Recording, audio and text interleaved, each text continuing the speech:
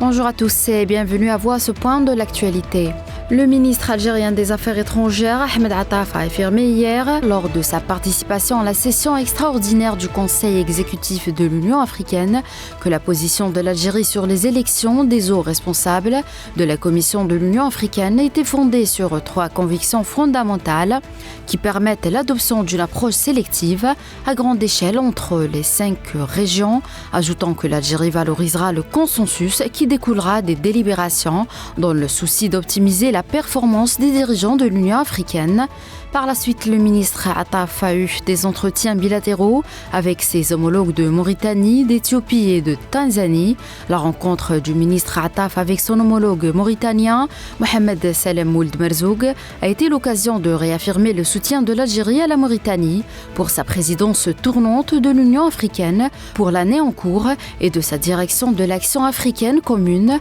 vers la relance des efforts collectifs face aux défis auxquels sont confrontés les États et les peuples du continent à l'heure actuelle. En Palestine, un autre massacre a été perpétré au samedi matin où plus de 80 Palestiniens sont tombés en martyrs et des dizaines d'autres ont été blessés, dont la plupart sont des femmes et des enfants, dans les bombardements de l'entité sioniste et ont ciblé plusieurs maisons et immeubles d'habitation dans la ville de Gaza, le camp de réfugiés d'An-Nusayrat et la ville de Rafah. La défense civile palestinienne a déclaré que les forces d'occupation sionistes ont ciblé un immeuble de 7 étages situé dans la rue La Babidi, dans le quartier d'Al-Nasr, au nord de la ville de Gaza, et l'ont rasé. Au Burkina Faso, plusieurs terroristes qui voulaient s'attaquer à une position des forces de défense et de sécurité du Burkina dans la localité de Kosouka, dans la région du Nord, ont été neutralisés par les vecteurs aériens de l'armée, faisant plusieurs morts d'entre eux, rappelant que l'insécurité dans ce pays d'Afrique de l'Ouest a coûté la vie à de nombreuses personnes et fait des milliers de déplacés. La Cour suprême du Sénégal a refusé vendredi de remettre en cause à la dernière minute le processus pour la présidentielle du 24 mars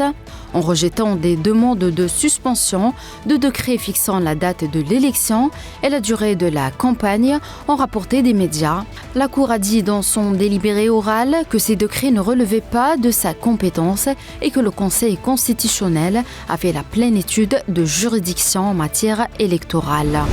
En Russie, le premier jour du scrutin présidentiel qui a débuté vendredi a été marqué par une large participation, ont annoncé les autorités russes, précisant que plus d'un tiers des électeurs se sont présentés au bureau de vote pour une élection présidentielle de 3 jours, pour laquelle 4 candidats sont en lice, dont le président sortant Vladimir Poutine. Le président élu sera investi le 7 mai prochain pour un mandat de 6 ans. La participation à 9h heure de Moscou au deuxième jour du scrutin présidentiel s'est élevée à 36,55% selon le site de la Commission électorale centrale.